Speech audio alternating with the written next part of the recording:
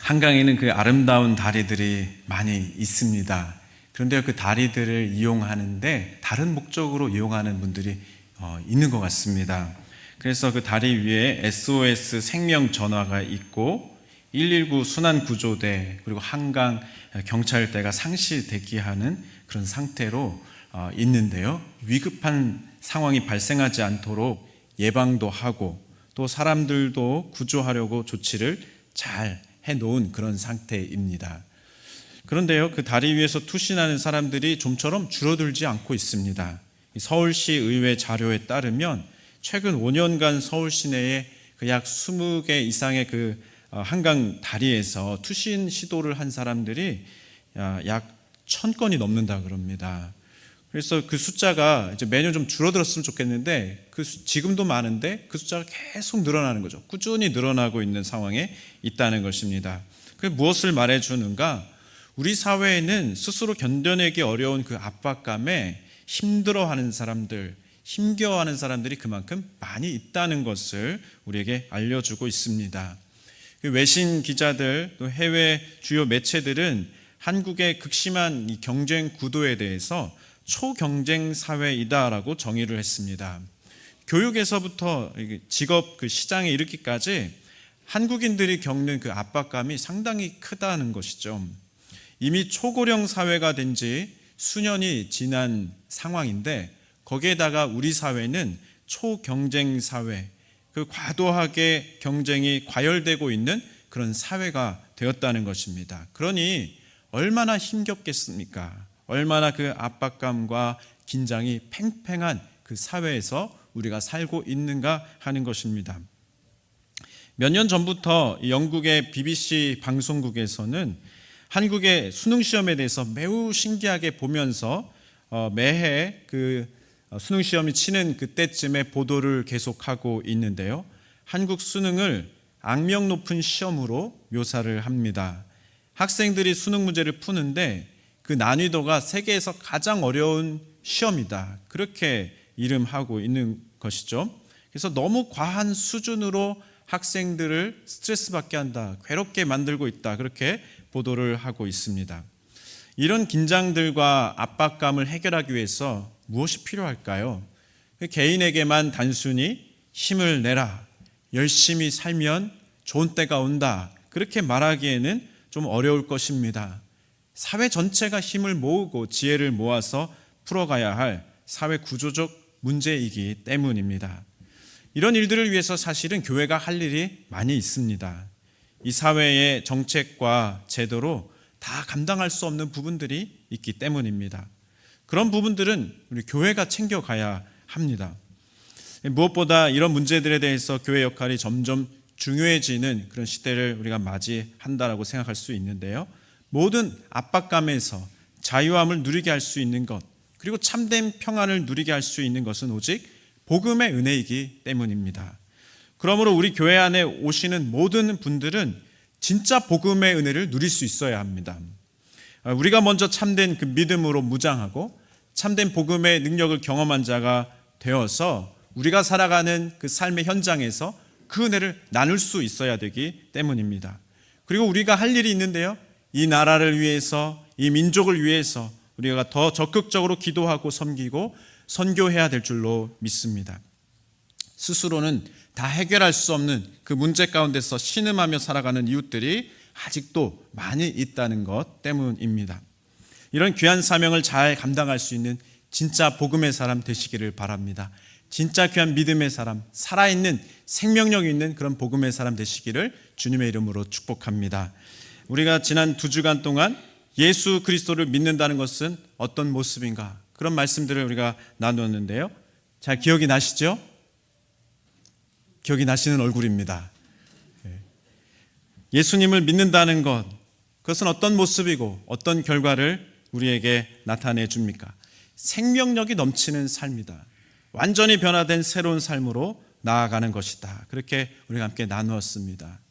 물이 포도주로 변화되는 사건이 그것을 말해주고 있고, 니고데모에게 예수님께서 설명하셨던 그 거듭남의 은혜, 물과 성령으로 변화될 것이다 말씀하셨던 그 거듭남의 은혜가 바로 그 믿음의 역사 가운데서 복음을 경험한 삶 가운데서 나타나는 것이죠.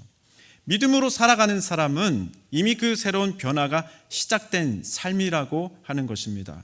그런데요, 내가 하는 것이 아니기 때문에, 내가 주도해서 그것을 하는 것은 아니기 때문에 그 큰 변화가 어디에서 어떻게 시작될지 잘 모르면서 살아가는 경우가 있을 수도 있습니다. 그렇지만 성령님을 내 안에 모시고 그를 의지하며 은혜를 붙들고 살아가는 사람들에게는 반드시 하나님은 놀라운 하나님의 사람으로 변화되게 하신다는 것이죠. 그 변화 가운데서 우리는 참 평안을 누립니다. 참 기쁨을 맛보게 됩니다. 참 행복한 삶으로 나아가게 되는 것이죠. 오늘 함께 읽은 본문 말씀에서 예수님이 요단강으로 오십니다. 그리고 그곳에서 세례 베푸시는 사역을 잘 이어가시는데요. 그런 의미가 바로 여기에 있다는 것이죠. 세례는 옛것은 죽고 새로운 삶으로 나아간다라고 하는 그런 의미가 있지 않습니까? 그러므로 세례를 많이 베푸는 것, 그리고 세례 받는 이들이 많이 늘어난다라고 하는 것은 매우 좋은 일입니다. 많은 이들이 하나님 앞에서 새로워진다라고 하는 것이 어찌 좋지 않을 수 있겠습니까? 그런데요, 의외로 이것을 또 싫어하고 이것에 대해서 반가워하지 않는 모습들이 발생했습니다. 전혀 생각하지 못했던 곳에서 발생한 문제였습니다. 함께 읽은 요한복음 3장 25절의 말씀인데요. 이에 요한의 제자 중에서 한 유대인과 더불어 정결 예식에 대하여 변론이 되었다, 그렇게 나오고 있습니다. 변론이 일어났다라고 하는 것은 예수님의 세례와 세례 요한의 세례, 그리고 유대교 안에서도 정결 예식이 있었기 때문에 그런 것들 중에서 어느 것이 더 우월한가, 어느 것이 더 효과가 좋은가라고 하는 그런 변론이었을 것입니다. 이미 많은 사람들은요, 세례 요한의 그 세례 받는 장소에서 예수님이 세례를 베푸시는 곳으로 많이 옮겨가고 있는 상황이었습니다. 대세의 흐름은 이제 예수님께로 향하고 있었던 것이죠. 그래서 그것을 보면서 기분이 상했던 그 세례 요한의 제자는 세례 요한에게 답답한 심정을 이렇게 말했던 것입니다. 26절에 보면 그들이 요한에게 가서 이르되 랍비여, 선생님과 함께 요단강 저편에 있던 이 곧 선생님이 증언하시던 이가 세례를 베풀매 사람이 다 그에게로 가고 있습니다. 그렇게 얘기를 했습니다. 다시 말하면 어떻게 선생님이 잘 하고 계시는 이 사역의 영역을 침범할 수 있습니까? 그런 이야기죠. 선생님에게 오셔서 세례 받았던 분 아닙니까? 근데 그분이 저쪽에 가서 세례를 베풀고 있고 사람들이 다 그쪽으로 가니 선생님 사역에 치명타를 맞고 있습니다. 어떻게 이런 일을 벌일 수 있습니까? 지켜야 될 선을 넘었습니다. 그런 얘기를 한 것이죠. 지금 무엇이 문제가 됐는지 확인하실 수 있겠습니까? 저는 말씀을 묵상하면서 교단이나 어느 선교 기관이나 또 혹은 교회 내에서도 이런 일이 충분히 일어날 수 있겠다라고 하는 생각을 하게 되었습니다. 열심히 주의 사역을 감당하는 것, 그것은 너무나 좋은 일입니다. 하지만 동역자들 간에 이런 오해나 시기 질투가 일어날 수 있다는 것이죠.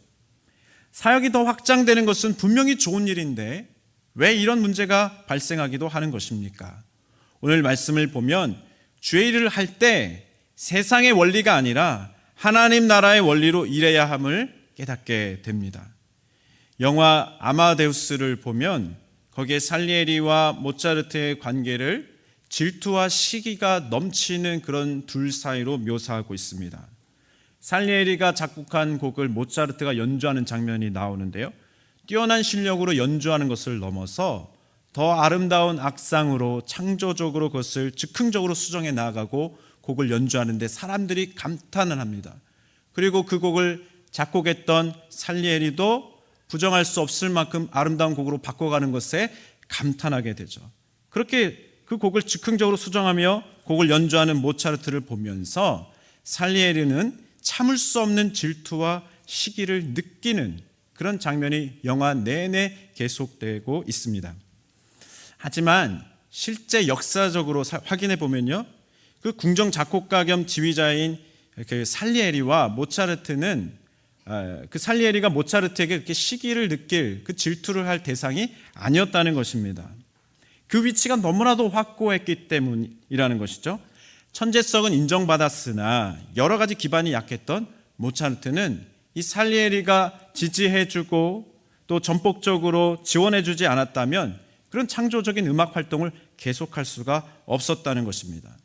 때로는 선생으로, 때로는 협력자로 작품 활동들을 했던, 서로 존중하고 서로 존경하던 그런 좋은 사이였다는 것이 역사적으로 확인된다는 것이죠. 그런데 어찌된 일인지 살리에리를 음악 천재를 질투하는 2인자로 그렇게 그려놓게 되었던 것입니까? 그것은 사람들의 상상력이 그렇게 만들었다는 것이죠. 그러므로 우리는 한 가지를 기억해야 됩니다. 나는 괜찮겠지, 나는 아니겠지라고 하는 생각을 하면 안 됩니다.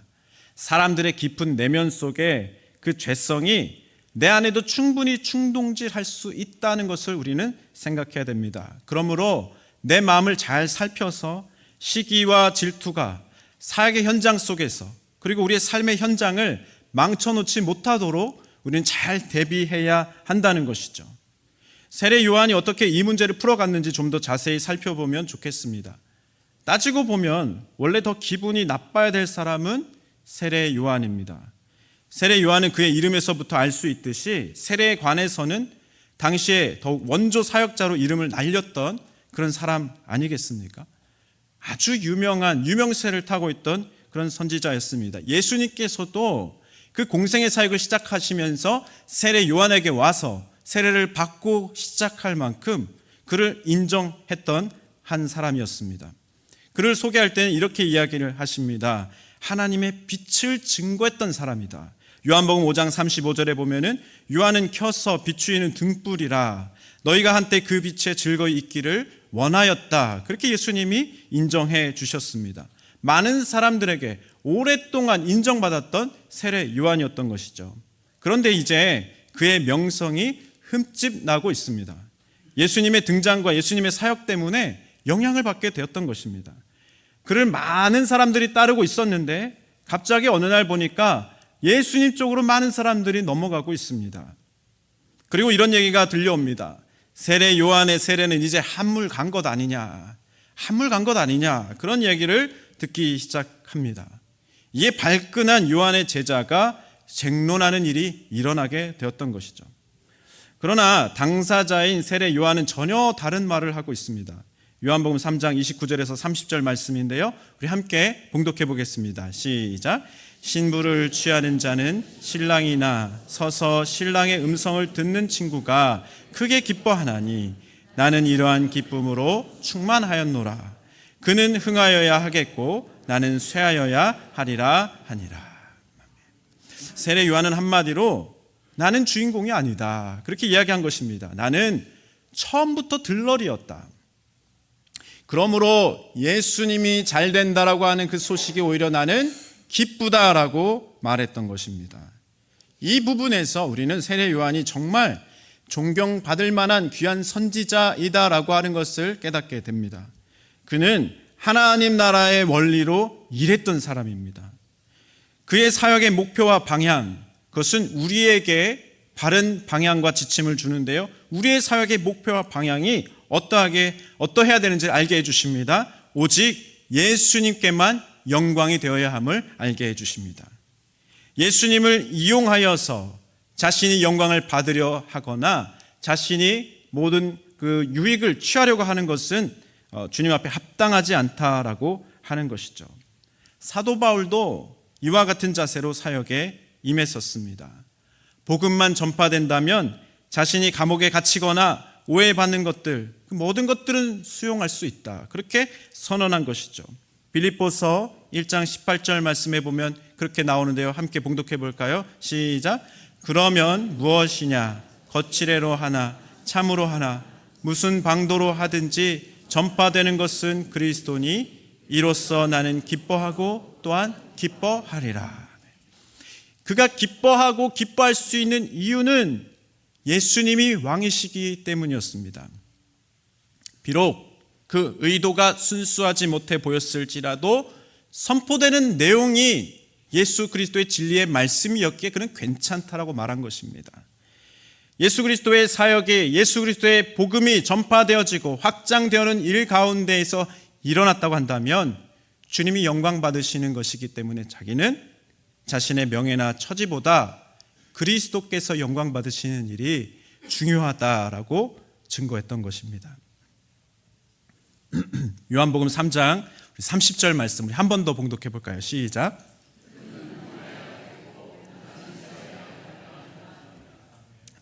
그는 흥하여야 하겠고 나는 쇠하여야 하리라. 이 고백은 단순히 내가 망한다 그런 말이 아닙니다. 예수님이 내 삶에서 더 커지시는 것이 가장 큰 목적이다라고 하는 그런 선언인 것이죠. 그래서 내 개인적인 욕심들은 다 주님 앞에서 내려놓겠다 하는 그런 고백입니다. 그럴 때 죄송합니다. 목이 막 메이네요.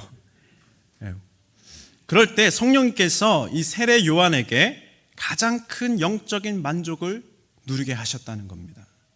그 역설적인 진리를 그는 이렇게 말했던 것이죠. 그는 흥하여야 하겠고 나는 쇠하여야 하리라. 더 쉽게 설명하자면 우리가 지금 어떻게 사는 존재인가라고 하는 것입니다.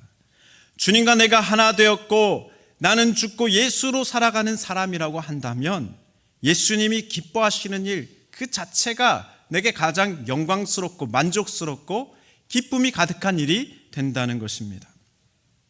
우리는 너무나 경쟁이 당연한 사회에서 태어나서 전투적으로 살아왔습니다. 그래서 우리는 사역에 임할 때도 너무 경쟁적으로 사역하는 경향이 있는 것이죠. 남보다는 잘해야지 라고 하는 생각이 내재되어 있을 수 있다는 것입니다. 남들도 열심히 하고 있으니 나도 열심히 하자. 긍정적인 면에서는 좋을 수도 있습니다. 그런데요, 80년에서 90년대 살펴보면 긍정적인 면으로 교회가 많이 부흥했지만 예수님을 목적으로 삼지 않은 그저 단순히 남을 이기고 남보다 잘 되기 위한 그런 열심으로 인해서 또한 많은 부작용이 발생했던 것, 그것을 우리 한국교회 내에서 많이 확인하고 있는 것, 그것이 오늘날의 현실 아닌가 하는 것입니다. 교회는 세상 경제 논리와 다른 하나님 나라의 그 원리로 적용되어야 하는 곳이어야 한다는 것이죠. 상대방을 밟고 이기는 그런 구조가 아닙니다. 나도 잘 되고 이웃도 잘 되는 것이 하나님 나라의 논리고 그 원리인 줄로 믿습니다. 우리가 주 안에서 한 몸이고 한 지체이기 때문입니다. 어떤 부모가 자기보다 그 자녀들이, 그 아들이 좋은 학교 들어가고 또 자기 딸이 좋은 직장 들어가고 자기 자녀들이 더 좋은 집에서 살고 더 명성이 높아지는 것에 대해서 사람들이 칭찬한다고 기분 나빠하고 시기하는 부모가 어디 있겠습니까? 동계올림픽이 진행 중에 있는데요, 어떤 선수는 막노동을 하면서 7년 동안 하면서 운동을 했는데 누구보다 그 메달을 땄을 때 누구보다 그 선수가 기쁘지 않았겠습니까? 그런데 그 기쁨을 온 국민이 함께 나누면서 축하해 준 이유는 무엇이었겠습니까? 그것은 우리가 다 같은 동포이기 때문입니다. 우리는 한 팀이고 한 몸으로 부름받은 자이기 때문에 함께 기뻐하고 축하할 수 있는 것입니다. 미우라 아야코의 자전적 소설에서 자기의 삶을 다룬 이야기 중에 아주 유명한 이야기가 있지 않습니까? 그 남편 미우라 미스요와 함께 운영했던 그 잡화점 가게 이야기입니다. 미우라 아야코가 아사히카와에서 잡화점을 열었을 때 그 가게가 너무 잘 됐다 그럽니다. 날로 번창하고 물건을 들여놓기가 무섭게 사람들이 와서 차를 대놓고 물건을 구매해 갈 정도로 장사가 너무 잘 되고 사업이 번창하게 됐다는 것이죠. 그런데 근처에 다른 작은 가게 주인이 어느 날 그 가게 앞을 지나는 모습을 보게 되었습니다. 그 얼굴에 수심이 가득하고 걱정이 가득한 얼굴로 그 앞을 지나는 것을 보게 되었던 것이죠. 생각해 보니까 자신의 가게가 모든 것을 독점하다시피 해서 장사가 잘 되는 바람에 이웃 가게들은 손님이 끊겨버렸고 생계가 막막해진 것을 보게 된 것입니다. 보통 상인들이라면 어떻게 생각했겠습니까? 내가 장사를 잘했기에 당연한 것 아닌가 나는 성공할 수 있는 자격이 있는 것 아닌가라고 기뻐했겠지만 독실한 기독교인이었던 그는 큰 충격을 받았습니다. 나의 기쁨이 누군가에게 눈물이 되어서는 안 된다. 그 깨달음을 얻은 것이죠. 그 다음부터 이 아야코는 도저히 상식적으로 이해하기 힘든 결정을 합니다. 손님들에게 우리 집에 없으니 옆집으로 가보세요라고 말하기 시작합니다. 손님들이 가장 많이 찾는 인기 품목들을 일부러 들어놓지 않았습니다. 특정 물건을 찾으면 죄송합니다. 저희 집에는 아직 지금 그 물건이 없네요. 저희 앞에 저 골목에 있는 가게에 가면 좋은 물건이 있을 거예요 라고 그 손님을 직접 이웃 가게로 인도하기 시작했습니다.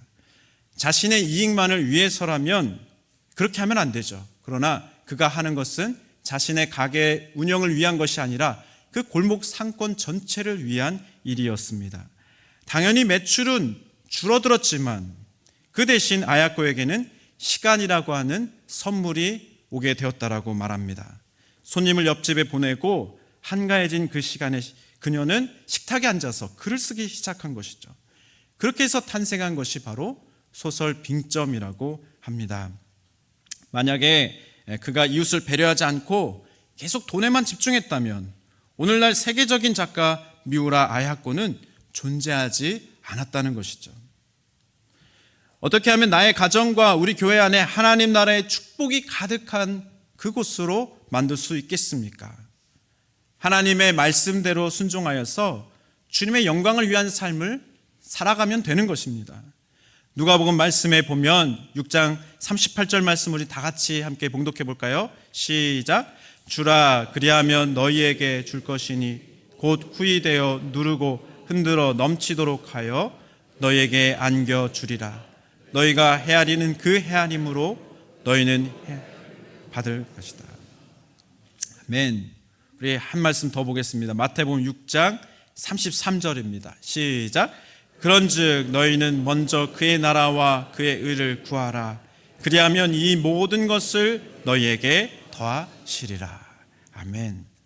나의 유익이 아니라 하나님이 기뻐하시는 것을 인생 최고의 목적으로 삼으면 하나님 나라의 축복이 가득한 공동체가 될 수 있다는 것입니다. 그런 귀한 나의 삶이 될 수 있다는 것을 하나님은 말씀해 주고 계십니다. 우리는 어떤 사람인가? 본능적으로 다른 이들과 비교하는 그런 사람들입니다. 베드로가 그런 모습을 좀 보여줬거든요. 부활하신 예수님께서 갈릴리 바다로 가셔서 그 베드로를 만나셔서 베드로를 회복시키시면서 앞으로 베드로가 어떻게 하나님 영광을 위하여 일할지를 말씀하시는 그 중요한 순간이 있었습니다. 그 중요한 은혜의 말씀을 듣는 순간에 베드로의 태도는 이러했습니다. 요한복음 21장 21절에서 22절 보면은 이에 베드로가 그를 보고 예수께 여짜오되 주님 이 사람은 어떻게 되겠사옵나이까? 주님 이 사람은 어떻게 되겠습니까? 단순히 호기심을 넘어서 자신과 비교해 보려고 하는 그 마음이 그 안에 있지 않았겠습니까? 그때 예수께서 이렇게 말씀하십니다. 이르시되 내가 올 때까지 그를 머물게 하고자 할지라도 내게 무슨 상관이냐? 너는 나를 따르라. 너는 나를 따르라. 그렇게 말씀하셨습니다. 주님께만 우리의 목적과 시선을 고정시킬 수 있기를 바랍니다. 잘못된 목적이나 지나친 열심을 다 내려놓기를 바랍니다. 그래야 해서 시기와 질투에 미혹당하지 않는 믿음의 종들 되시기를 바랍니다. 하나님께서 우리들에게 참된 복을 누릴 수 있는 귀한 자리를 우리에게 허락해 주셨습니다. 주님이 우리의 왕이시고 주님의 영광이 우리의 목적이 되어서 그렇게 나아갈 때에 우리의 모든 삶의 자리가 하나님께서 부어주시는 세상이 알지 못하는 기쁨과 평안과 행복으로 가득하게 될 줄로 믿습니다. 그 은혜를 누리시는 믿음의 종들 되시기를 다시 한번 더 주님의 이름으로 축복합니다. 아멘. 이 시간에 함께 찬양하면서 기도로 나아가겠습니다.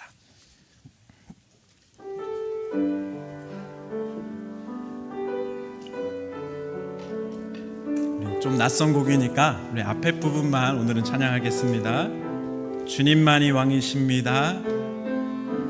주님만이 왕이십니다. 주님만이 왕이십니다. 주님만이 왕이십니다. 주님만이 왕이신 한 번 더 주님만이 왕이십니다. 주님만이 왕이십니다. 주님만이 왕이십니다. 주님만이 왕이신 내 삶의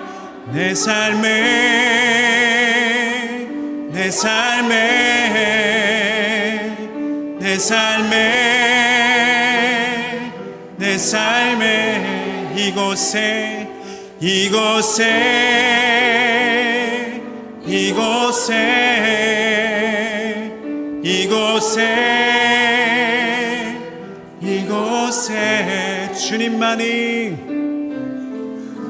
주님만이 왕이십니다. 주님만이 왕이십니다. 주님만이 왕이십니다. 주님만이 우리 마지막 한 번 더 고백해 볼까요? 주님만이 왕이십니다. 주님만이 왕이십니다. 아멘. 주님만이 왕이십니다. 주님만이 왕이십니다.